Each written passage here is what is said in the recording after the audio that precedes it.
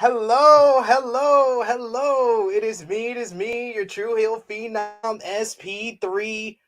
It is time. It is a new era, ladies and gentlemen. It is no longer Wrestle Talk Podcast NXT review with LIW. It is now time for a rebrand. It is Mocha 2.0 with Sat E, Niangi, and your boy SP3. Sat, how are you doing?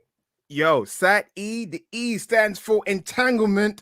Don't make me mad. I might smack you one. You know what? SP3, it's been a long 3 months to be reunited. It feels so good to go along with a new era of NXT. WrestleTalk decided to go over a new era, Mocha 2.0. Expect this show to be raunchy, uncut, off the cuff, steadily going down a cliff, but expect a review worthy of your time. We thank everyone for joining us. Sometimes, when you get new family members or new neighbors, you feel kind of weary. So we've done a long, slow, steady, passing of the guard, and here we are. SP3, Supreme Professional the Third. Let's talk about it. What's going on, brother? I am doing so well, so happy to be back with Sat E. We started off on Mocha Mondays over on the Wrestling Daily YouTube channel, and now we are here. We are here on the big time. We're starting off with NXT 2.0, and we're trying to climb up the ladder of the Wrestle Talk podcast. So show your support for us. Show your support for this channel. Remember, drop a thumbs up on the video, share it with your friends, hit the subscribe button if you are new to the Wrestle Talk Podcast YouTube channel and all of the Wrestle Talk family. It is Mocha Wednesday. Thank you everyone who's us in the live chat, and of course we want to hear from all of you with your Mocha chats, because you got your ultra chats, you got your omega chats, but you gotta have your Mocha chats, because we want to hear from all of you, because Mocha 2.0 is all about you guys who are supporting us, watching this Wrestle Talk podcast, listening to this Wrestle Talk podcast. So send us those Mocha chats, and Sat will read it out. I'm giving Sat the responsibility of reading out the Mocha chat. Dude, I'm ready. Listen, I was born to read these Mocha chats, and I'll give it some gusto and some oomph. And Mud Mother, I promise you, I've turned over a new leaf. There's no swearing from me. There'll be no fudge bombs, no C fudge. bombs, no N bombs. Well, I'll say nincompoops, but there'll be no L words. There'll be no PG. I'm all PG here. I've changed. I'm ready. I'm professional now. I'm like SP3. You can call me SP. I'm kidding. I'm not saying your gimmick. SP4. Kidding.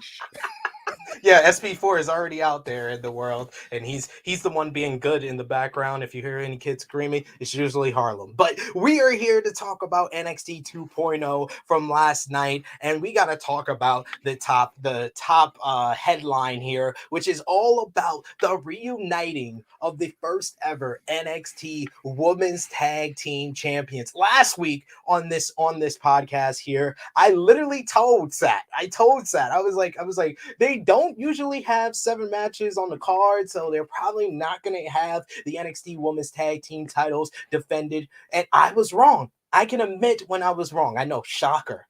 You weren't wrong. I can admit when it's a pre-show. I was wrong. Yes.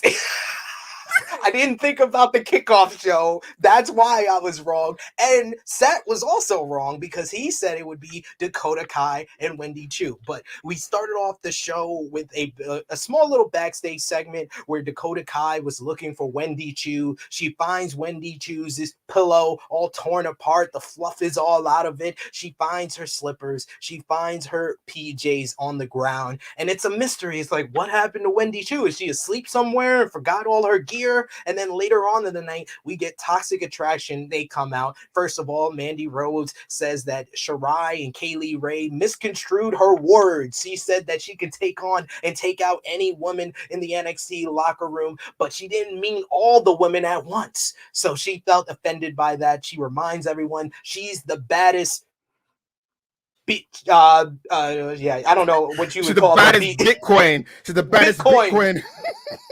the baddest Bitcoin in the game and has the backup of Toxic Attraction. Rose also says she will she will embarrass Cora Jade, get rid of Io Shirai once and for all, and send Kaylee Ray back under the bridge where she came from. I'm guessing that's a troll reference. She also says she will cement herself and her legacy as the greatest NXT Women's Champion of all time at Stand and Deliver. Toxic Attraction reveals that they are the ones that beat up Wendy Chu. Gigi and JC says there's no one left. There's no tag teams left because they've gotten rid of all the tag teams, although they've only defeated one of them in actual title defense. But that's besides the point. Toxic Attraction says they will walk in and out of NXT Stand and Deliver with all the gold. And Mandy says they are not only Toxic Attraction, they are the attraction. This leads to Dakota Kai coming down. She wants revenge for Wendy Chu, but it's a 3-on-1 beatdown. And who comes out to make the save? None other than her former tag team partner, the person that she won the first ever Women's Dusty Cup with. Raquel Gonzalez, and she makes the save. We get the fans chanting yes, yes, yes as they go eye to eye, all the history, the blood feud that happened last year leading up to NXT TakeOver 36 when these two women fought for the NXT Women's Championship. Dakota Kai went through a mental breakdown. She started digging holes in graveyards. She comes back with a shovel, hits Raquel Gonzalez in the back of the head with the shovel, costing her the NXT Women's Championship, might I add, against Mandy Rose. And Dakota Kai says, you know what? The threat of Toxic Attraction is too much. All the voices in my head are telling me we need to be together. So when Raquel Gonzalez puts out a fist for Dakota Kai, she pushes it aside, jumps in her arms, and gives her a long hug, and they reunite. What the hell? What? First of all, what was your reaction? I was like, Raquel's back from controlling her narrative, and then afterwards, I was thinking to myself, Shawn Michaels is booking this show. Obviously, Raquel is cosplaying as Diesel, and Dakota Kai is meant to be disgruntled Shawn Michaels 1985. Wendy Chu's meant to be Sid Vicious, by the way. If Mei Ying came back and beat up, Dakota Kai, then I understand the save. It would have been cool. Boa kidnapped Wendy Chu and she's been possessed again by the spirit of Mei Ying. That could have been a whole thing. There's so many ways that could have been done. My main issue is this. It felt like we skipped weeks of NXT because there was nothing built up. Yeah, I'm using Shawn Michaels and Diesel as an example. Yeah, similar thing happened. That's because you had a bigger heel, and Shawn Michaels was in peril. People wanted him to be a babyface. With the whole Dakota Kai thing, I saw it more as a tweener. Wendy Chu was the lovable one. Wow, Dakota, she's female KO. She's like Kevin O. She turns on all her partners. And the fact that it was, Raquel Gonzalez doing the fist bump, girl, she smacked you with a shovel. She's one of the reasons why you don't have the title right now. You're not NXT champion because the person who jumped on you screwed you out. So I don't mind, for example, when the Shield, I always used the Dean Ambrose and Seth Rollins storyline because it was a realistic storyline where there's too much water under the bridge to just be next week or we're partners or we're cool. It's like they had like a what you call a blood feud. It made Dakota Kai lose her mind. As much as I hate this current formation of a character, it just felt like it was rushed. CWC will cheer for everything. So that's not a good indicator that it was a good solid storyline. So usually I try to be the positive one. I can't believe I've been put in a situation where I'm like, I don't like this. This is horrible. But it's not earned. It was so flat. It felt so fake. SP3. What did you think?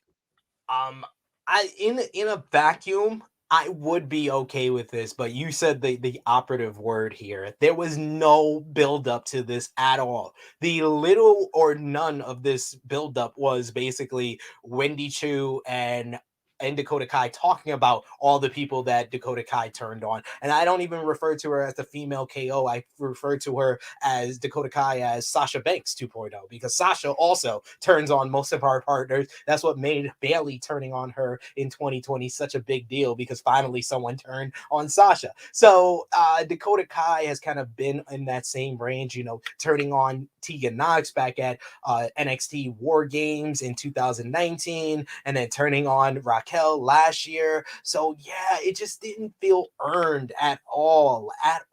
It was just like I came up with a better way for this. Now, listen to me. This is my pitch that would have made a little bit more sense if you're gonna work, because the last 2 weeks of this woman's booking has made zero to no sense. If you explained it to someone who's never watched the show and you said, so they had these two women who won a tag team tournament, but they said they were supposed to get tag team title shots, but they said no, they're going after the singles title. And the women that lost in the tournament, one was injured, the other lost in the finals. They've been in a blood feud for over a year. One of the women was actually on the same team as the champions back at War Games. I don't hear anyone remembering that Dakota Kai was on Toxic Attraction's team in War Games. Ladies and gentlemen. But now they are such a big threat. They've taken out every other tag team that these two blood feud enemies, former friends, have forgotten the past. They're letting it go. They're shedding all of that, and they are coming together to verse the bigger threat, the bigger attraction, Toxic Attraction. I mean, I tried to make it as good as possible. It makes zero sense. What I would have done, since you already had Toxic Attraction take out Raquel Gonzalez in that match, you wanted to do that. How about in that match, Cora Jade and Raquel Gonzalez versus Wendy Chu and Dakota Kai? Toxic Attraction came in and just blew the whole thing up. Like, it was no contest. They attacked both teams, and they injured Cora Jade and they injured Wendy Chu, because that fits in with the storyline. That's what they did last night with Wendy Chu. They've been feuding with Cora Jade for a while. And then the powers that be, because there seems to be no general manager ever since NXT 2.0's rebrand, the powers that be made Raquel Gonzalez and Dakota Kai, since they are the two members left of those two tag teams, they still needed to do they faced Io Shirai and Kaylee Ray, and then Toxic Attraction screwed Shirai and KLR to give Raquel and Dakota the victory. And they still are feuding, but they had to team together, and they won one match, and they went back to back for the Women's Dusty Cup. So they got their title shot. You set up Shirai, KLR, and Cora Jade to get revenge on Mandy in the Fatal 4-Way, and that would have made a lot more sense than what we got, to me. In addition to what you said, SP3, I was thinking, why not go with, do the thing what I suggested? Because Wendy Chu and Dakota Kai came in second place, they get a tag title match on the night of the show. Wendy Chu I don't like rewarding losers.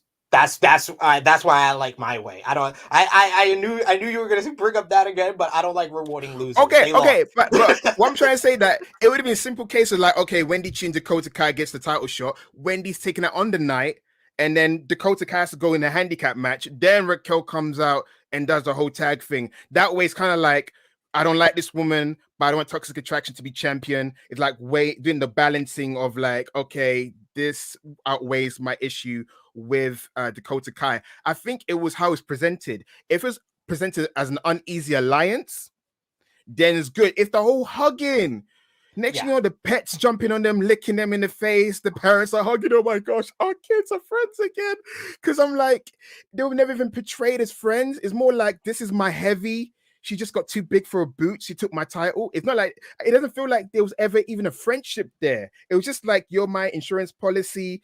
You've now outstepped your boundaries. You're always there to give me the title. That was the story. So this whole hugging and the whole, they're best friends again, they're reunited, it felt flat. And also it confirms what I've been saying. Dakota should not be in NXT. This is what happens when you got nothing to do for a character. You're like, oh, she's crazy now.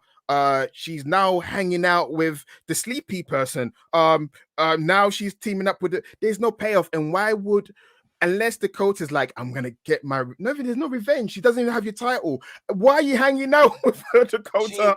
She literally wants revenge on Toxic Attraction because they attacked Wendy Chu, who she wasn't really friends with. She just got into the Dusty Cup because that was her only way back into the Dusty Cup. It was finding a partner, and Wendy Chu was the only one aloof enough to trust Dakota Kai. But here we are. They're now going to be on the kickoff show of NXT Stand and Deliver. It's going to be the first ever NXT Women's Tag Team Champions Raquel Gonzalez and Dakota Kai versus Gigi Dolan and JC Jane, Toxic Attraction, for the NXT Women's Tag Team titles. And just for all of you watching, for everyone who's an NXT fan, at the end of this podcast, when we're done reviewing last night's episode of NXT 2.0, we're gonna give you our for deliver. But Sat, we got some MochaChats in the chamber for you to read out with your sexy monotone voice.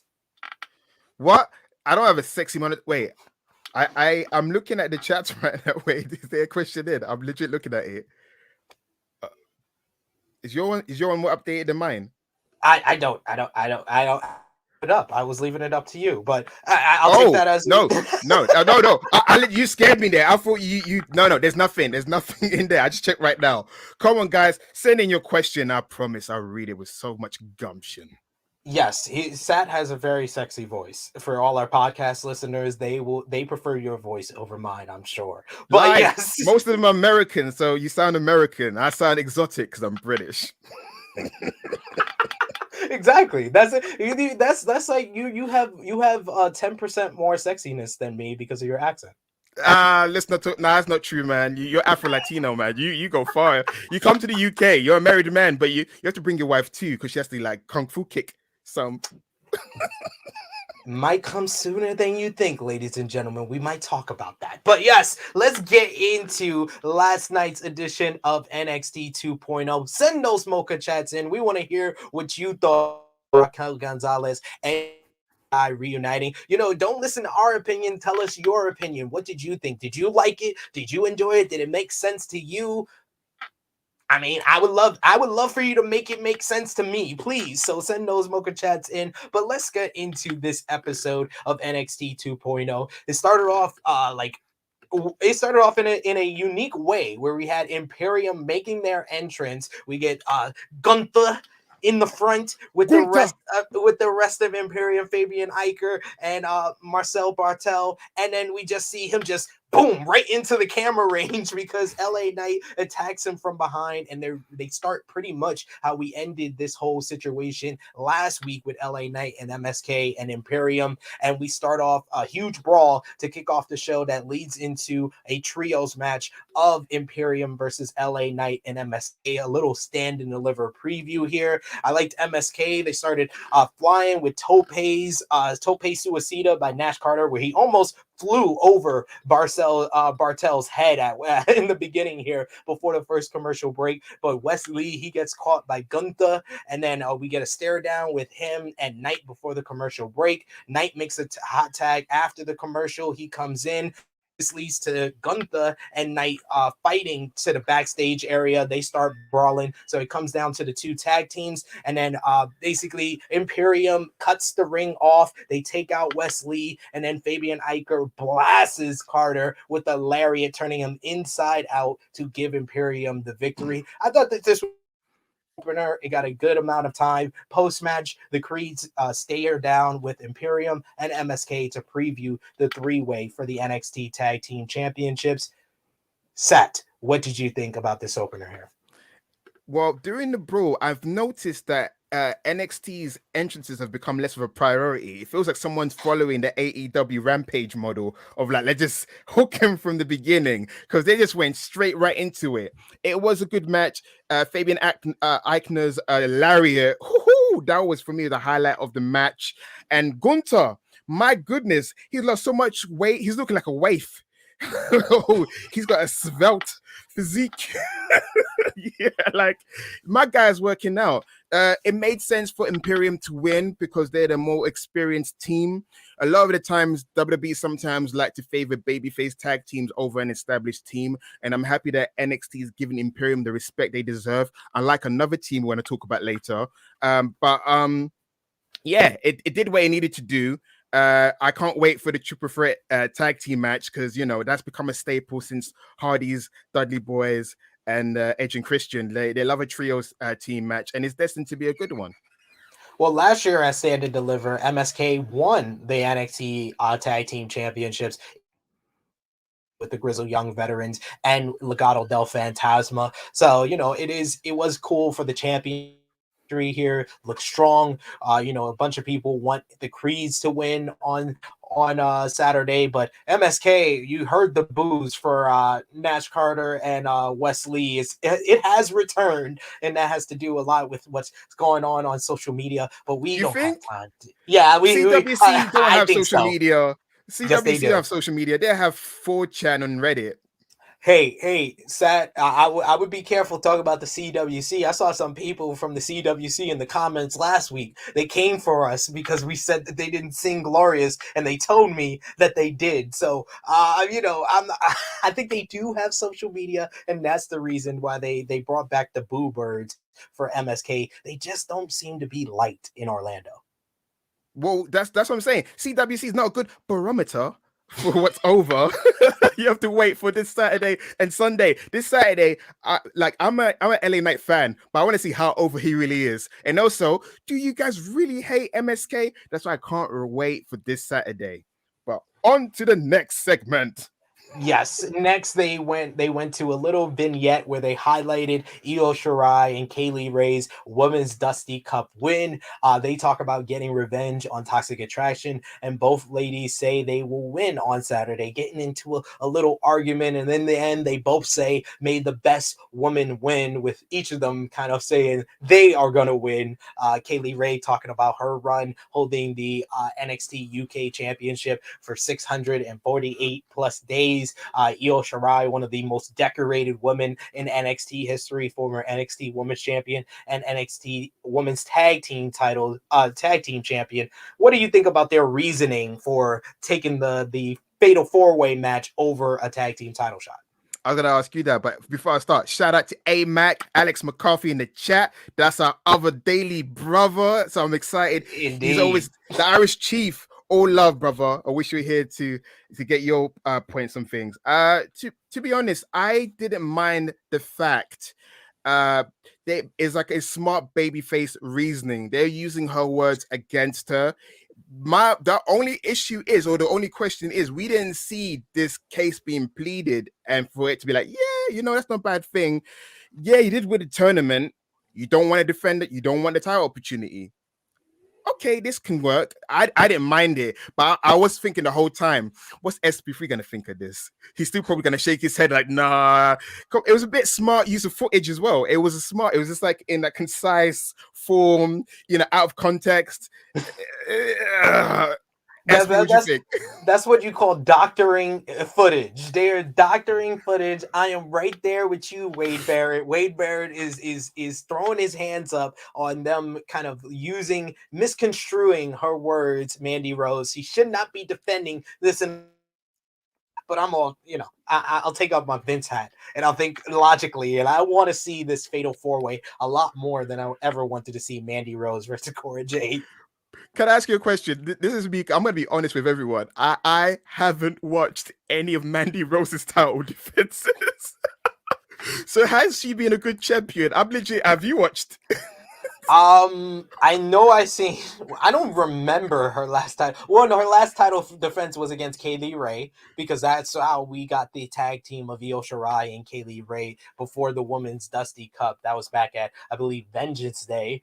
I don't remember that match being good. I know her and Cora Jade had a short match. I know her and Raquel had matches. So, I mean, it hasn't been anything to write home about. This NXT women's division used to be one of the best women's divisions in the entire world a year ago. And I don't understand why they have made it lesser than in the past 12 months. Well, we all know why, but yeah, but looks like we got some MochaChats in. Finally, people giving us some money. We've got Bring them more in. Bring them more in. We'll wait. We'll get into. Let's get in last segment or here. Earlier in this week, apparently Tatum Paxley, I always spell that name wrong, is helping clean and fix things at the Diamond Mine gym, and then Ivy Nile comes in and talks trash, saying Diamond Mine kicks ass, not kiss ass. You gotta excuse me, Mod Mother. That was just in the script. That's what she said, not me. It was bum. Mod Mother meant bum. That's what he meant. Gosh. Kiss bum, we kick bum, not kiss bum. Yes, they kick bum. The thing is, Diamond Mine fascinates me because they're not heels, right? They are tweeners. It just depends on what week it is, because Roderick Strong, he's tilted towards heel again the last couple of weeks, but Creed Brothers and Ivy Nile have been facing heels, and also they've been winning matches. That's the most important thing. Their leader, who I love, Roderick Strong, has been getting a lot of L's lately, to the point I'm worried that his membership as the leader might get revoked at some point. I mean, is he really the leader, or is Malcom Bivens the leader? Malcom Bivens is the leader to me. For me, it's Roderick Strong, because who's going to tell him to get out of the group? I'm not doing it. Roderick Strong's, he doesn't seem like the leader of Diamond Mine. He seems like the leader in the line to AEW. Oh, you know what? Moving on swiftly. What's the next segment? Go ahead to the Mocha Chat. Go ahead to the Mocha Chats. Oh, I can do Mocha Chats now. All right. You, my boy Blue, donated $5. I don't know what that translates to in English coins, but thanks for watching the show, so I don't have to. Don't worry. You, my boy Blue, I got you. I'll watch the show for you. I'll make it more entertaining than it actually is. But sometimes it's actually not that bad. And I also got Lightning Links, who has been a member for 7 months in a row. Yes, he's been a member. Woohoo! And then we got Bubba donating $5.57. He says, Mocha 2.0, the best distraction from COVID. The good eggs live on. Yes, we do, Bubba. We live on. All the good eggs at. Put those eggs for us. Show us your.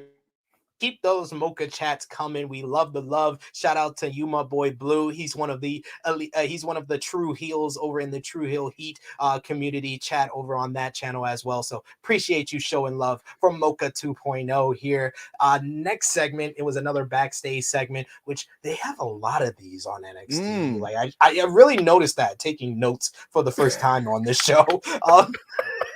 Footage of Tiffany Stratton beating down Surray and defeating her. I believe this was 2 weeks ago or last week.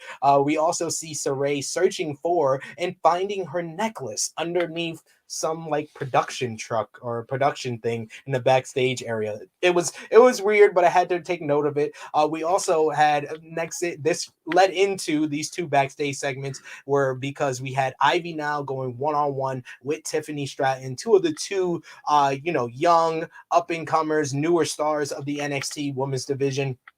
One cringeworthy line, and even homie on commentary said the same thing. Wade Barrett says that he would love to be Tiffany Stratton's daddy.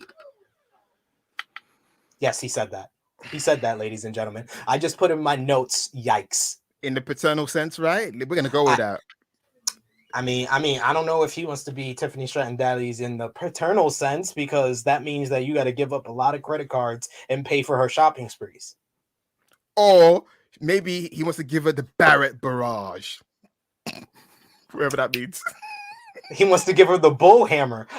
Next we had in the match, Tiffany Stratton actually showed a lot of athleticism. She did a nice little standing moonsault at one point. I was actually impressed by that. I love Ivy just basically looking annoyed as Tiffany Stratton had her in a submission at one point, and she of kicks. She even hit like a curb stomp on Tiffany, and then there was smoke in the entranceway, and out of nowhere they cut to Tiffany Stratton, and then they cut back, and then Surray was up on the apron and distracted Stratton enough for Ivy Nile to lock on her Dragon Sleeper with the hooks in for the victory here. These are two of the newer ladies like I said at the beginning here, so it was rough in a lot of different places because they don't know how to go from point A to point B all the time. But both ladies showed a lot of potential here. What do you think? So I'll put that in my notes that these are the two of the biggest. Is the biggest test for two of the rookies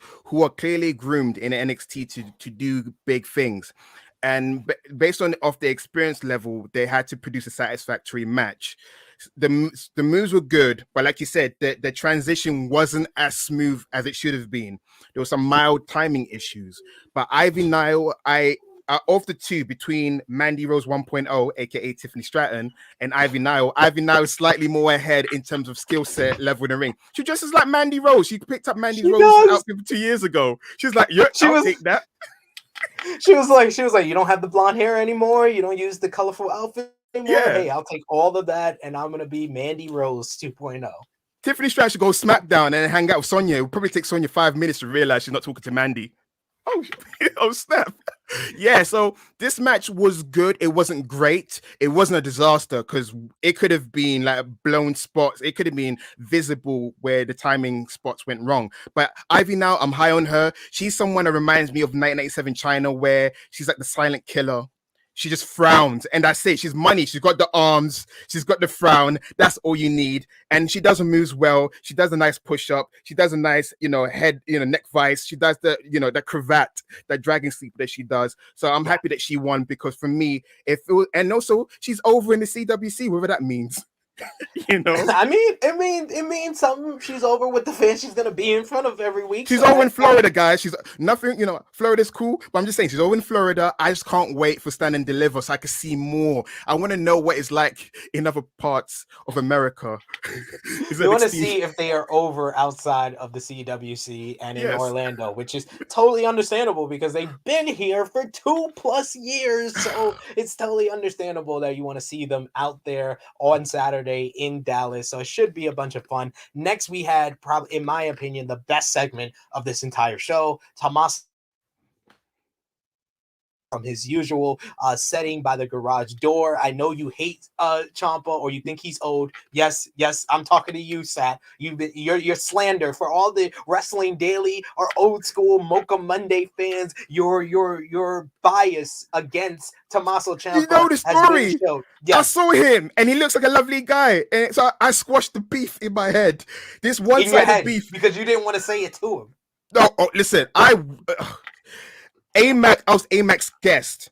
AMAC's professional career comes over personal grudges. For him to say, who is this nincompoop who brought him here? And for AMAC to say, yeah, I brought him here. His reputation mattered more than my one-sided beef with Grandpa Ciampa, who's no longer a grandpa, who now has a Just for Men, regiment on his beard. I was disappointed that he did not chuck the chair. That's the best thing about his promos. No, you missed the point of this. This was him got the point. Talking about the fans.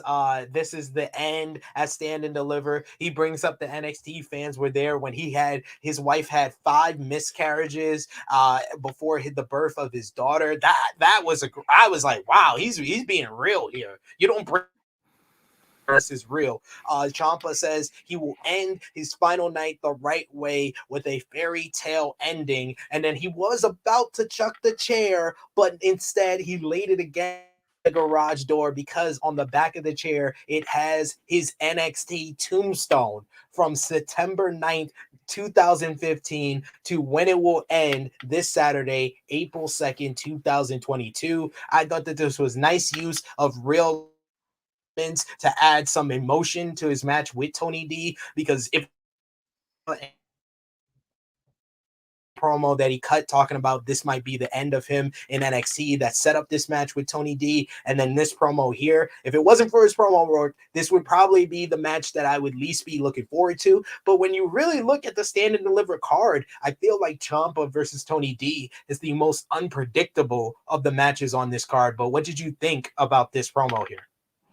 It was a hot, like in the past, in my Wrestling Daily days, I wasn't high on Ciampa for his beliefs, not as a talent. He's one of the best heels that NXT's ever produced. The best theme song he ever had was a chorus of boos. Like that man, I respect him as a performer. It was more personal beliefs the whole Blue Lives Matter thing that I wasn't a fan of. But as a wrestler, as a person I got to see in the same room with, he seems like a lovely guy. And the heartfelt, genuine promo, that's the same energy kind of exudes that I saw in real life. So that was a great promo. And yeah, I got the significance of the chair, but I legit put in my notes before he finished his promo, I can't wait for him to throw the chair. And he didn't do it, and I understood it, but I still wanted him to go. Just, it makes me laugh because it's kind of like he does his promo in this dingy area and then he goes, I had enough. And he didn't do it, but it was good. It was good. You had to put a toilet. Yes. If he just would have just not done it because this is his final promo on NXT, I totally understand where you're coming from. I'd be disappointed too that we didn't get the chair chuck because I enjoyed that too. But the fact that it had his tombstone, I thought that was magnifique. It was a nice cherry on top of what I thought was a great promo here.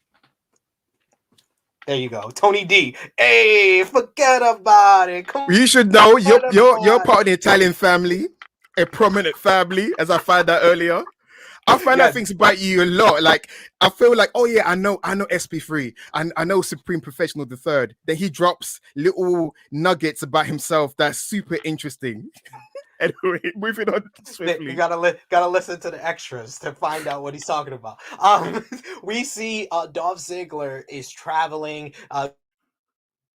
Behind the scenes look of Dolph Ziggler getting ready for Stand and Deliver. We see him on the bump. We see him on the Corey Graves podcast. He also does a photo where he is just in extra like douchey mode. He's in extra jerk mode. He's just a complete jerk during this whole vignette and promo segment. We see footage of, he talks about having a chip on his shoulder, and they actually show you footage of him as Caddy Nick Nemeth for Curran White, as well as Nikki the cheerleader in the Spirit Squad. I thought that was great. Yes, it's canon that these are all the same people now. And he says that yes, he's bitter. Yes, he has a chip on his shoulder, and that's why he came to NXT to tell the younger guys that he's still here. He's still at the top of his game, and that's how he won the NXT championship, and that's why he's going to keep the NXT championship at Stand and Deliver. I thought this was a nice little hype for Breakker versus Ziggler. We kind of got the juxtaposition later on in the show with Braun Breaker behind the scenes, him talking about how Dolph Ziggler just shows up on Tuesday, he does his little segment, and then he just leaves because he's not about NXT anymore. He's not about working with the young guys like is at the PC every single day, working hard, and at the biggest show of NXT history, he's going to reclaim the NXT championship. So what did you think about the two promo vignettes to hype up the main event of Stand and Deliver? Braun Breaker said what needed to be said. There's nothing more he can say. He wants to get his title back. There was a brief celebration about the Steiner brothers going to the Hall of Fame. We'll probably speak a little bit about that later.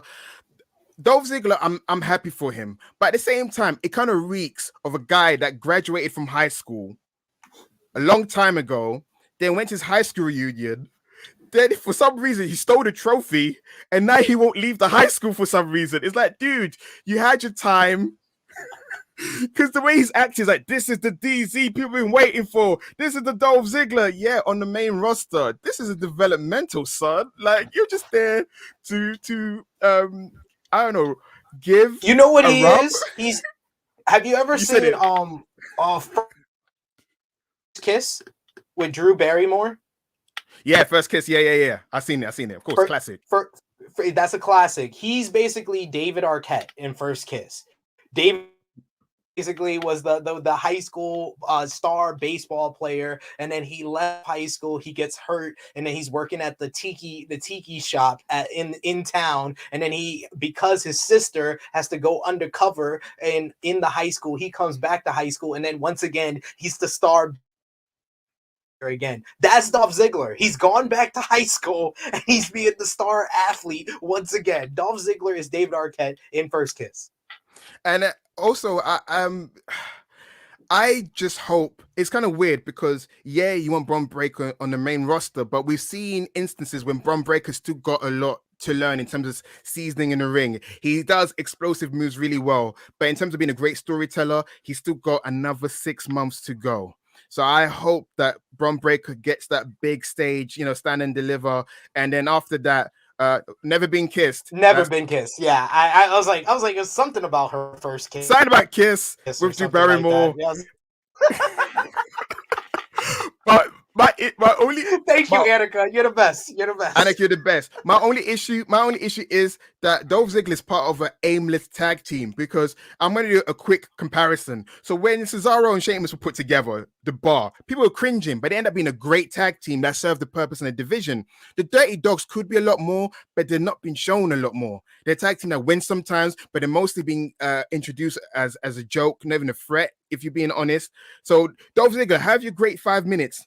I can't wait for Dallas Stand and deliver, and I hope that Braun Breaker wins the title.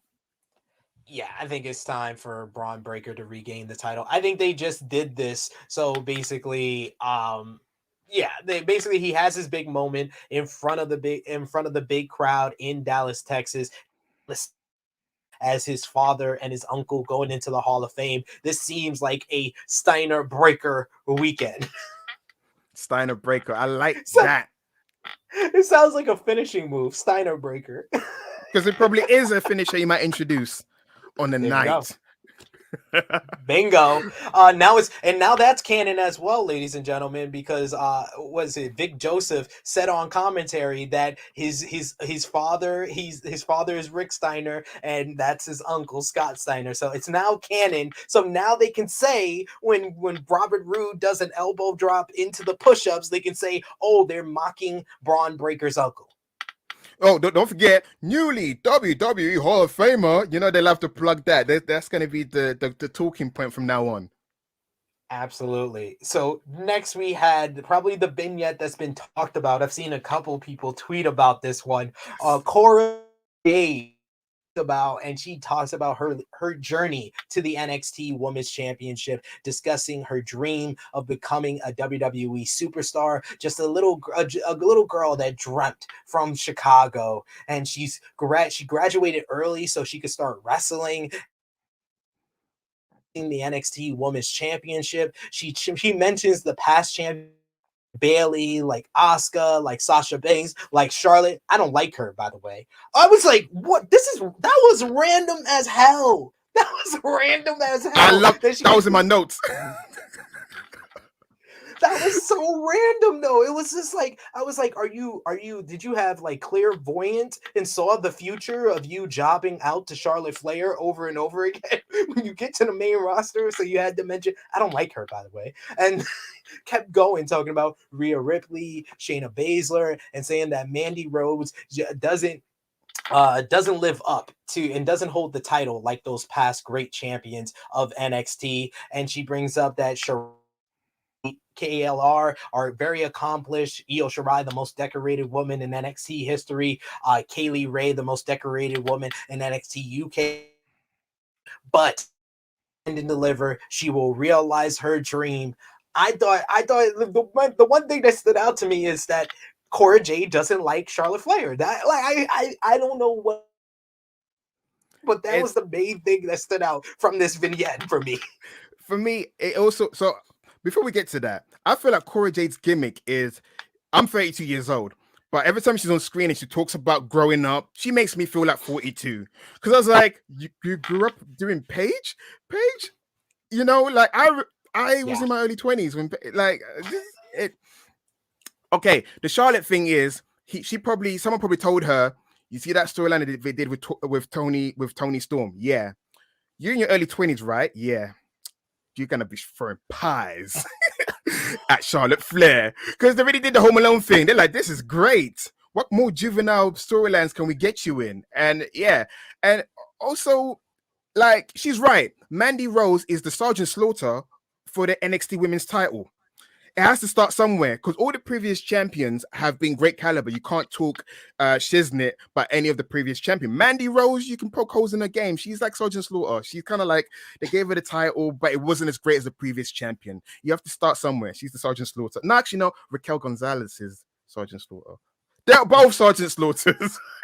No, that was actually a good analogy, because Sergeant Slaughter was basically a mid-carder for all of his career until he beat Ultimate Warrior and was the Iraqi sympathizer to lose to Hulk Hogan at WrestleMania 7, which outside of WrestleMania 36 is the lowest grossing live gate for a WrestleMania ever, WrestleMania 7. Just so people know, if you do a trivia battle, I answered that question correct. So I just wanted to tell other people that. But yes, yeah, I do agree. She is kind of the Sergeant Slaughter, because Mandy Rose was nothing but like kind of a mid-carder on the main roster, and then she comes to NXT and she's the NXT champion and the face of the division. So yeah, I kind of agree with Cora Jade in this sense, but this really was once again another reminder that it really seems like they are telegraphing that this is going to be the Cora Jade coronation at Stand and Deliver.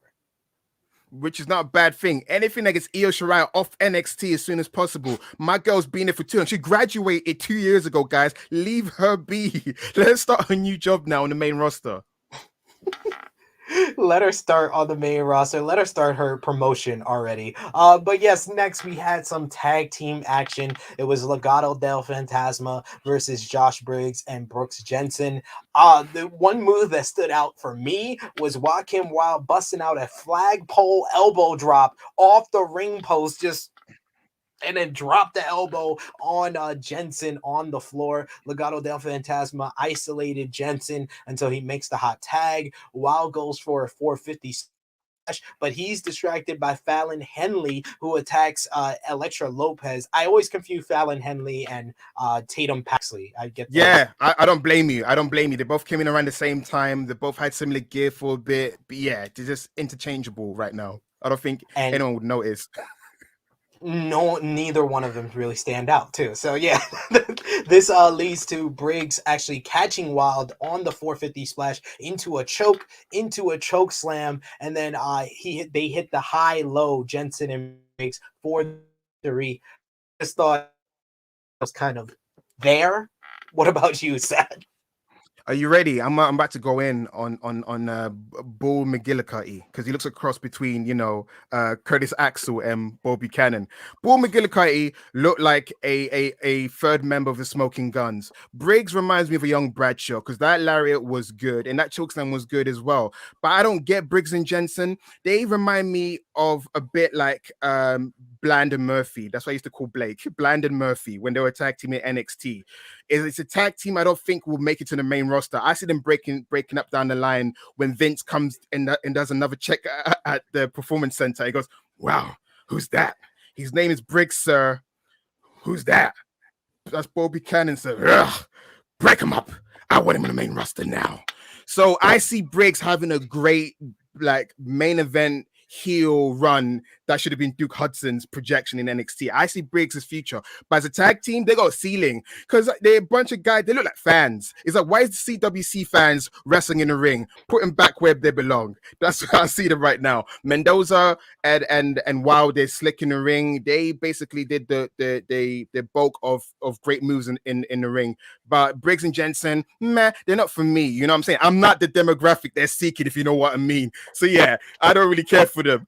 With the high and low, tag team maneuver, Lance Cade and Trevor Murdoch did it better. Forget about it. Sean O'Reilly do it better on AEW. You in AEW, God. Yeah, always. Next we had a segment that I'm not going to waste too much time talking about. It's Indy Hartwell. No, I was going to ask you. I was going to ask you this. I was going to ask you the question. I'm good with them. Are you team Dusha or are you team Index? Guys in the chat, let me know. Are you team Dusha or are you team Index? Heck, MochaChats it. Are you team Dusha or are you team Index? Okay, that's me done there. Yes, Indy Hartwell and Persia Murata are talking about their boyfriends, and they set up a Texas-sized showdown where the fans will vote on this Saturday at Stand and Deliver. So I'm guessing that's going to be a part of the kickoff show as well. Awesome. And that's something you're looking forward to, aren't you? Listen, I'm good with the Gaga sometimes. And Indy Hartwell, she's a gem. She turns anything into golden poop. Yeah, I mean, there's a lot of poop around her segments ever since she's been separated from the Way. It just doesn't seem like they know what they're doing with her. But we also it's a continuation of the Way. It's the Way's cousin. Because Persia is like an old friend. It's like, that's my cousin from Australia. This is not as entertaining as the way segments. It's not, yeah. You need Johnny Gargano's charisma, yeah. And Austin Theory was great in those segments too. He was, but I still can't look at it the same way because they purposely made him pubescent for obvious reasons. Well, yeah. Cameron Grimes is interviewed by Z. He says he is nervous and says it's the biggest match of his career tonight. Event is the triple threat with Roderick Strong and A-Kid, and Grimes praises his opponents but says he needs this more than them, and he this is about delivering on the promise he made to his father. I still miss Cameron Grimes stacking money to the moon. Can I say something? I wrote down plucky babyface Cameron Grimes' dog fart. This revamped version of Cameron Grimes has stripped away all the aura of this trashy country boy made rich. Even before he became rich, the only time we saw old Cameron Grimes was in the ring later on when we get to it. But yeah, I know they're getting him ready for main roster run, but please don't strip our boy of his charisma, because I saw it and I was like, no offense, like if you lost the parents, like yeah, that whole situation that sucks and it tugs at your heartstring. But to use that can't be his defining character. He can't be like, I did it for you, dad, which they might do. You know, there's more to the character. Just, please, after this, drop the whole like respect his dad, yay. But I hope he wins the title because you're going there. You better effing give him the title. You better give him the fudging title. Give him the fudging title because you can't play the dad card for him to lose again. Then he'll be a loser. Yeah. No one supports a loser. So give him the title. I'm with it. But I hope we get the old Cameron Grimes. For me, that's the reason why, because I can't do depression sad sack. I can't do that. I can't. I said this best over on the True Hill Heat YouTube channel. WWE, I understand this is basically them prepping Cameron Grimes to eventually get called up to the main roster because they feel like the Cameron Grimes, stacking money to the moon was one-dimensional and depth to his character, make him more sympathetic, make him have a connection with the crowd. But I am sorry.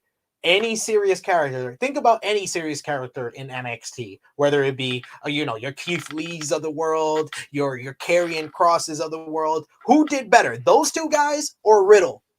Riddle, who was a comedy character, someone that made Vince laugh. Cameron Grimes was that character to make Vince laugh. I feel more confident about that character for Cameron Grimes being successful on the main roster than this one ever will be. Yes. Just give him back his beard, give him back his hairy chest, and make him grimy, as someone put in the chat. Shout out to whoever put that in the chat.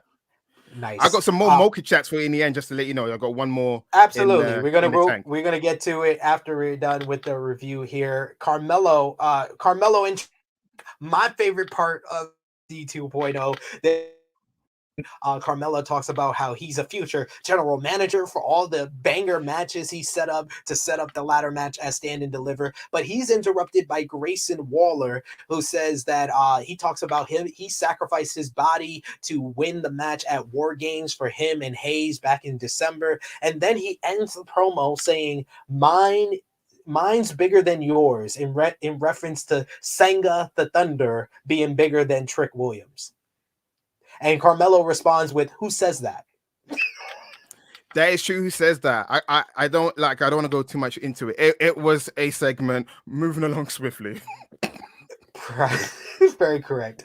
Speaking of a segment that we're going to move along swiftly, you had Encino Man, aka Von Wagner, going one-on-one with Bodhi Hayward. No. It wasn't. It was 1997 Lex Luger, guys. Okay, 1997 Lex Luger, aka Bodhi Hayward, versus Encino Man, Von Wagner. Jacket Time are out on at a mini commentary table. This is the first time that I'm seeing them at this commentary table. And then we get Sophia Cromwell is in the front row. That's the lady that's been hanging out with Robert Stone and Von Wagner over the last couple of weeks. And Jiro has a crush on her. He's just staring at her fondly. He's like, oh, my precious. Wagner dominates this match, but Hayward does get a little bit of offense, but he cuts off Hayward's flurry, and then he hits his AA variation, his attitude adjustment variation. Variant. I don't know what this was, but this match was another one that was just kind of there. All right, so before we begin, so I haven't seen Wagner in weeks. So I'll put down, I like Wagner's new saliva-inspired theme song. It's better than his last generic song, which was like dun dun dun Dum, dum, dun dum, dun dum, dun. dum, dum, Yeah, exactly. dum, So this one, I was getting dum. ready for saliva vocals. So I was like, I like this. Like I wrote down, Bodhi Hayward, 987 Lex Luger. He had the black trunks, got the blonde hair, the white boots. All I was missing is you know the theme song. Yeah, Bodhi's trying to impress his daddy Dom Chase in the match. Robert Stone continues to be the worst manager, much worse than Colonel Robert Parker, who always lost his clients' matches. No. Colonel Rob Parker was horrible. I'm watching 1996. He's horrible. He's horrible. We'll talk about this one day. When I'm doing the rewind show, we'll talk about it. Yeah. And I hope Kushida can drag Von Wagner to a good match, because that's what it's leading to. And also, when Von Wagner gave that Cromwell lady the look, I just thought, oh, me so horny. Oh, me so horny. That's I felt like I was watching Degrassi, where any female and a male make eye contact in Degrassi, they're gonna hook up. So that's what it felt like I was watching. Post-match, it was that Wagner attacks Jacket Time at their commentary table. Vaughn throws Gyro in the into the ring, and he delivers his A8 variant on him, and then he rips Ickerman's jacket. He rips it. He just tears it, and then Encino Man stares down with Sophia on his way out. Be so horny. Oh, be so horny. Next up, you had Tony D. He tells Ciampa he's sitting at his Uncle Paulie's restaurant in Chicago, and he's like he made a mistake by attacking me, attacking him last week. He's gonna inform Ciampa that it will be his last match at Stand and Deliver, and then he wonders, where's Uncle Paulie at? Call me Vincenzo, huh? Okay, so this is what I hope. You can't be the Don of NXT, because everyone's got a bodyguard, everyone's got a crew, like especially with Legado. That's my dream feud. A couple of NXT guys they're high on, have them join Tony D's collective, make them debut in his match against Ciampa, because now is the time to give him an entourage. Because I remember back in the days with FBI, because even though FBI is more like they're goons in the street, he seems to be more part of the family. We need something. He needs a crew. Heck, Chase U's got a crew. He needs a crew. My guy Tony D, hey, forget about it. He needs a crew. Come on, man. Come on. Get Tony D a crew. He's been talking on the Twitter machine with El Gante from some TV show out there. I don't know. I don't talk to all the other people. You should know. He hangs with a lot of Italians, so he knows how to talk like them. Your child's Italian too, bro. It's because I've watched Goodfellas like 146 times, and also I watch a lot of Jersey Shore as well. Yeah. Triple H, we get a little Triple H tribute because, of course, the game has retired from the ring. We also see Nikkita Lyons getting ready for her matchup. But first, there's Joe Gacy one-on-one with Draco Anthony, following up from their whole feud over the last couple of weeks with Gacy and Harlan stalking him while he tries to work out at the gym. Gacy tries to shake his hand at the beginning, but Anthony slaps it away. Joe hits a shoulder block and goes in for a hug, but Draco fights back. I just realized in the middle of this, I stopped my notes about the moves in the matchup, and I just realized that Draco Anthony is dressed like a No Limit Soldier. Not even just that. Okay, SP3, not even just that. Didn't Draco Anthony have a vignette which portrayed the street life? Wasn't he the same guy? Yes, it was. And it dropped it, right? They dropped it. Now he's in the military, and I don't know. I was confused by him in the No Limit show, in the No Soldier pants there. The lost member. Or he's Tony from SmackDown versus Raw. Gacy grounds Anthony at one point, and then he hits a nice little Uranagi. We also see Harlan is being stalked by Quincy Elliott, who is in the front row. Gacy hits his handspring lariat for the victory here. This was yet another match that was just kind of there. Getting reps. I'll call them getting reps match. Draco needed some reps. I wrote down the Draco's built. He has a good look. Just needs a persona that will fit him and make him successful. And Quincy was checking out Harlan's wooden plank booty. Did you say wooden plank booty? What? Because there's nothing there, but he's checking him out. He stands like a plank. He stands like he's got something, he's not relaxed. So he's holding something between them cheeks. So... Jesus Christ. We've had Colonel Rob Parker references and holding things between the cheeks. Ladies and gentlemen, this is Mocha 2.0, indeed. Nikkita Lyons is finally having her second match here. She goes one-on-one with Sloane Jacobs. This is a squash. Dominic hits her spinning front kick and in a split once again on Sloane Jacobs. Post-match, Lash Legend talks trash to Nikkita Lyons and says that she would beat Lyons at Stand and Deliver. So what did you think about Nikkita Lyons' second match here? I was like the viral superstar La Femme Nikkita. She did a Mang style thrust kick. I was mentioned. It was right. It was. Yeah. You've been watching enough WCW to know that that's the same kind of motion. And also, I was like, I hope she doesn't tear her quad one day doing them splits, because that first time she did it is viral. But you couldn't pay me enough to do so many splits in matches, because there's wears and tears that can happen. All fronts. But yeah, Nikkita Lyons versus Lash Legend. You talk about horse fight. That's a horse fight I'm looking for. Two women slapping meat. There's a lot of meat. I don't want them to verse each other. I want them to be a tag team. Thigh velocity. Thigh energy. Thigh energy. The Lions legend, lashing legends. Romeo said, "Tribal cheeks are tribal cheeks."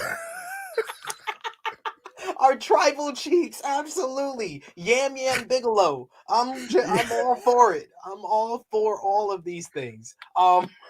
Next, we have one of my other favorite parts of this show, which is always Malcom Bivens on the mic with a dope promo where he talks about after Stand and Deliver, you got, the Creed brothers are going to win the tag team titles. He says Roger Stone's going to win the three-way and then go on to Stand and Deliver and win the North American Championship. Ivy Nile's undefeated. She's coming for the women's title. He said he's going to hold more gold than WWE Hall of Famer Mr. T, and he pities the fool who bets against them. And then they walk off, Malcom Bivens and Roger Strong, to go for the main event, while the Creeds are then texted by their attack. Good luck at Stand and Deliver. And it was, what was it, 781 or 7? Well, I forget the area code. Some area code. I'm not American. That's all gibberish to me. I was like, okay, they got area codes for different places. The area code is from Boston. So that was our first clue on who was the Creed's attackers. Hey, forget about it. Forget about it. Now the Boston, you gotta have the Boston. You gotta have the Boston. You gotta talk like the Taskmaster. Hulk Hogan. For me, the best was the Boston accent is when Kurt Angle, 2000 King of the Ring. Was it give me a freaking beer? Like he did a whole spiel. They said, "Give me a freaking beer." So give me a beer. Beer. So then we go into our main event of the evening. It's Roderick Strong versus A-Kid versus Cameron Grimes in a triple threat match to determine the last entrant in the North American ladder match. I'm pretty sure once again they did not show A-Kid's entrance, did they? No, halfway through. I've never heard the beginning of the track. I've never heard this Evanescence karaoke knockoff for the beginning. It's just halfway through, because they probably know the song kind of doesn't fit the character. It's just not, no. It's just kind of, it reminds me when Nia Jax had that poppy theme, and I was like, you're Monster Hill coming out to that R&B theme. But yeah, it just doesn't fit his character. I'm glad not to see the beginning. Does it have an intro? Does he scream, "Hey, kid"? Come on, man. A woman singing has been some of the best theme songs for me. Like the original Christian theme, "Close Your Eyes." I don't mind. Best banger, best version. That's a banger. Best. So no argument for me. I don't know if you expect an argument. You get nothing from me. I agree, sir. No, but A-Kid impressed me in this one. He was so agile. He hits like a nice little drop kick on Strong after Grimes launches him in the air. During the break, Strong catches Cameron Grimes with a backbreaker as he tries to flip in We get Carmello and Trick on commentary, which gave this whole match like 5 more stars than it was supposed to have. Sequoia, Escobar, and then Waller all come down to come watch it different places throughout the CWC. You get Strong with for a double stronghold at one point, but it's blocked. Grimes hits a Frankensteiner on both Strong and A-Kid. He runs wild on both men. Cameron hits like the swinging side Uranagi on A-Kid. He was showing off the strength in this one. He hits a moonsault slam on Strong, but A-Kid comes out of nowhere with a tornado DDT off the top rope. This was just a lot of unique and innovative three-way offensive moves. This wasn't your prototypical triple threat of 2 in, 1 out. There was a lot of three-way sequences here. Strong hit some sick backbreakers on both men. He was just straight up 2005, 2006 Roddy at this point. A-Kid kips up into a Strong flying knee. That was a great spot there. And then he follows with the end of Heartache. But as soon as he goes to try to pin A-Kid, Cameron Grimes comes in and hits the cave-in to get the victory here. Post-match, we get Carmello Hayes. He gets on the mic. He says Cameron will not be the A champion. We also hear from Santos Escobar, Grayson Waller. We also hear from Sola Sequoia, who says the street champion will be the next North American champion. Grimes says he has taken the North American title to the moon. And then a huge brawl breaks out with all the men in the North ladder match to end the show. I thought the main event was great. This was kind of a thumbs in the middle type of show for me, but it became a thumbs up. I don't know about you. You give it a thumbs up as well? This is what thumbs up on Mocha 2.0. We give it thumbs in the middle, thumbs down, thumbs up, but this week gets a thumbs up because that main event was great. What did you think? I feel that it was, of course, it's the best match of the night. The early parts were fast paced. That's what I wrote down, and I was like, you know what? It never really let up. It like there's a running joke on Twitter. Roderick Strong wrestles like he's never going back to the trailer park, and he continued to do so because he's, for me, that most underrated, probably the besides Gunther, the best wrestler on the roster. Every time he's in the ring, he brings it. Though he acts like the rent is due. He's 3 days overdue, and he needs to make money. So it's a shame that Roddy's not going to be at Stand and Deliver in the match, but it makes sense for Cameron Grimes to win because if Carmello Hayes is sticking around for another 6 months or so, it's time for him to be elevated to the main event. Even though had Bron Breakker not lost the title, because we were assuming he's winning it back, I would have assumed the next show is going to be Mello and Mello wins the title. Because I feel like, Bron Breakker's winning it, allegedly, assuming that Mello might slowly get there. But yeah, I hope Cameron Grimes wins because I feel like his storyline is built for him to take the title. It's been telegraphed. You have to. You can't have a sad sack babyface lose and then do a cringy promo how he let his father down. We can't have that. Yeah, we already did that when he lost to Santos Escobar in the qualifier. So that does make a whole bunch of sense there. His Vader promo. I'm a piece of crap. I'm a big fat piece of crap. He did his Vader promo. That's why I call it all promos when they. I'm a big fat piece of crap. I'm gonna go home. Sad last call for MochaChats for everyone who wants to send their thoughts and let their thoughts be read out by the Mocha 2.0 crew. Sad, you got some MochaChats in the chamber, so let them loose. I do. I have one more here from David Evans, who donated $6.56. He goes, how come Wrestling Daily is an hour early today? And where's Alex? Is he in a Dubai hotel Wi-Fi letting him down? Seriously, Vo, looking forward to seeing the two of you again each week. Congratulations on the promotion from WrestleTalk UK to WrestleTalk 2.0. Absolutely. Mocha 2.0 in your airwaves. Any others? No, not today. I think people being shy. Don't worry. They're starting off slow, but yeah.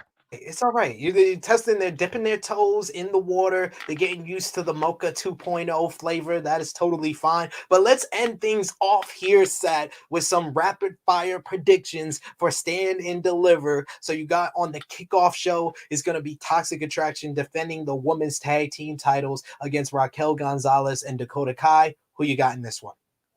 I'm going off personal preferences. Toxic Attraction. I'm going with Raquel and Dakota. I don't see any reason to reunite them without them winning the women's tag team titles. And they didn't even get a real reign the first time. They No, literally held the titles for 30, 40 minutes. The titles. Wendy Let them Chu. have an What about actual reign. Wendy? What about Wendy? She's sleeping. She's sleeping. Let her sleep. Let her sleep. No. Next we got the match we've been talking about for the last couple of weeks. We just talked about that triple threat, that great triple threat on the show with Cameron Grimes winning. But we got Cameron Grimes, Carmello Hayes, Santos Escobar, Solo Sequoia, and Grayson Waller in the NXT North American title ladder match. And you know, with the North American title ladder matches, one of the greatest matches in NXT history at NXT Takeover Lanes. Who do you think wins this one? My heart and logic tells me Cameron Grimes. My Vince hat, I'm not too sure because Vince is crazy. He could just turn around and go, Grayson Waller is right there. Let's keep on the heel, you know, you know. Because he still achieves the same thing. Carmello Hayes can now free up to become the A world champion or whatever, while Grayson Wallace. But for me, I'm hoping it's Cameron Grimes. I feel like out of everyone in that ladder match, he's had like the secondary B storyline for the title. He challenged for the title. He's been unsuccessful multiple times. This is his last chance. This is the last time we're hoping we're seeing Sad Sack Cameron Grimes, and we get the old grimy guy to the moon.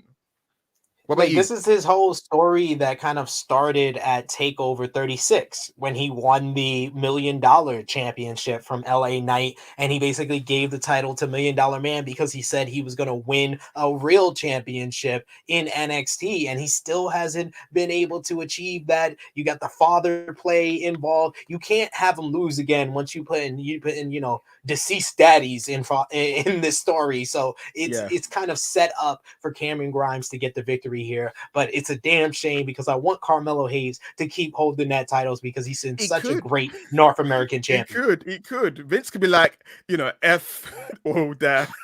You know, I don't want it because it's not a big boss. Like I had to deal with my dad passing away. He could deal with his. If only Big Boss Bill was alive to be like, my daddy. Where? We've had so many deep cut old school references on the show. Next, you got another matchup, the Imperium defending the NXT tag team titles against the Creed brothers as well as MSK. The Creeds won the Dusty Cup to earn this opportunity. MSK kind of got themselves into this opportunity, but they did win a triple threat match to win the NXT tag team titles last year. Deliver Imperium the champions. Who you got? The only difference is they didn't have a Creed brother last year. The Creed brothers, for me, I'm going with Creed. They won their portion of the Dusty. It makes sense to solidify the prophecy of making Diamond Mine need some wins. Their leader or their figurehead, if their franchise player in the group has not been collecting W's. The Creed brothers have been getting a lot of W's and their fair tag team, and they are a personal project of the Performance Center. So I'm going with Creed brothers all the way. Yes, SP. this seems like the Creeds are the Braun Breaker of the tag team division. And on a weekend that you're honoring the Steiner brothers, you put it on the Steiners 2.0, the Creeds. Tommaso Ciampa makes his final NXT matchup against Tony D'Angelo. Tony D in the place to become Don. Who you got, Seth? Tony D'Angelo, because this is meant to be like a funeral or the last vestige of Black and Gold. What's a great way to erase it? This show is meant to be a palate cleanser. It's the coming out party of NXT 2.0, their first show in front of a grand crowd that does not consist of friends and families and moms and pops from Florida. This is an opportunity to show Tony D is a future superstar. So I'm going with Tony D'Angelo. I'm going with Tommaso Ciampa. I could go with my brain. My brain tells me that Tony D is the future star, and you give him the victory on Ciampa's way out. And you know, I love my Tony D because I get to do the voice every day. But it's family. That's your family right there, as we found out. Ciampa, I think they are setting up him to get the victory in his final match. They put him on the foot when he goes up roster. So yeah, I'm gonna go with Tommaso Ciampa. Instead of going with my brain, my head, I'm gonna go with my black heart and go with Ciampa. You got another singles matchup. It's gonna be LA Knight versus Gunther. Who you got in this one? You know what? I don't know. If it wasn't Gunter, if it was any other wrestler, I would say LA Knight because he needs the victory. But it's Gunter. Gunter's like what they should have done with Oscar. You can't have him losing on the whim. That's how he loses mystique. Yeah, he's not appearing every week, so he's not as mystic as he used to be. But the way to keep that prestige, save him for Braun Breaker. For that reason, Gunter is my choice. SP, what's yours? I'm going with Gunther. He's gonna chop the hell out of LA Knight, and I'm gonna love it. Next you got the 4-way for the NXT Women's Championship. Gonna be Mandy Rose versus Cora Jade versus Io Shirai versus Kaylee Ray. Is there any chance Mandy Rose comes out with the title? Heck no. She's had her tour back in high school. She's got her GED. It's time for her to go back to the main roster. She's done her reps. So it's time to go along back to the main roster, chase for the 24/7 title. Her former tag team partner currently has it. Break up that engagement or whatever it is. I'm going to Cora Jade. It's to solidify the new queen, the new figurehead of the NXT 2.0 division. Mandy Rose has reinvented herself. I've made jokes. I've recently discovered she's a New Yorker. I've never heard her talk so much. Now I find out she's from the East Coast. I was like, I never knew because I never really heard her talk. As someone who's from New York City, I don't really, kind of view people who's from like Long Island and New York State as New Yorkers from the city. That's just me. That's just me in my bag. I'm from Harlem myself, so I'm kind of Google. I'm kind of Google. You got real life experience. I'm kind of Google. So. But I am going to go with Cora Jade to get the victory. I think this is going to be her coronation at Stand and Deliver. And then finally, the main event is going to be Dolph Ziggler defending the NXT Championship against Braun. Going with Braun Breaker. Braun Breaker, yeah. I'm definitely, listen, I'll be flabbergasted. I'll chuck my chair like Ciampa used to do if Braun Breaker doesn't win. I want Braun Breaker win, and then Steiner brothers come out, and then Big Boss Man goes, my daddy, my daddy, my daddy. Absolutely. There you go. Everybody wants to see that. But yeah, I do agree. I think Robert Roode's going to try to get involved, and the Steiners get rid of him. And then we end the night with the Steiners raising, or end the day with the Steiners raising Braun hand. You're just setting me up for disappointment saying that, because now I want to see that. That's so great. You're just setting me up for disappointment. I hope we do. Newly Hall of Famers, the Steiner brothers, and then Scott Steiner be like, give me the effing mic, or get it back here. I'm just waiting for the audible. That's what I'm waiting for, the audible. Just a badass. That is all for our predictions for Stand and Deliver. We hope everyone show. Sat will be over on the True Heel Heat YouTube channel, right, sir? Yes. On Saturday. On Saturday, we're doing it, guys. This is a continuation. If you like the show, if you like our interaction, please check us out on Saturday on the True Heel Heat. We're doing a live watch along of NXT Stand and Deliver. If you love this, you're gonna see more of it. Come on, brother, promote the show. It's your show. Let them know. Let them know. Let them know. Absolutely. Go over, subscribe over there. We're going to do the watch along. Of course, subscribe to the WrestleTalk Podcast YouTube channel. Tomorrow, you got the AEW Dynamite review. You got the Friday podcast on Friday with Luke and Denise. You got Saturday with the LIW boys reviewing SmackDown and Rampage. There is so much to enjoy. Like this video. Let us know in the comments down below what you thought about NXT 2.0. You give it a thumbs up, thumbs in the middle, thumbs down. Let us know that. We want to thank you joined us live in the live chat. Thank you. It is me, your True Heel Phenom, SP3, and this has been the WrestleTalk Podcast NXT 2.0 review with Mocha 2.0, and we are signing off until next.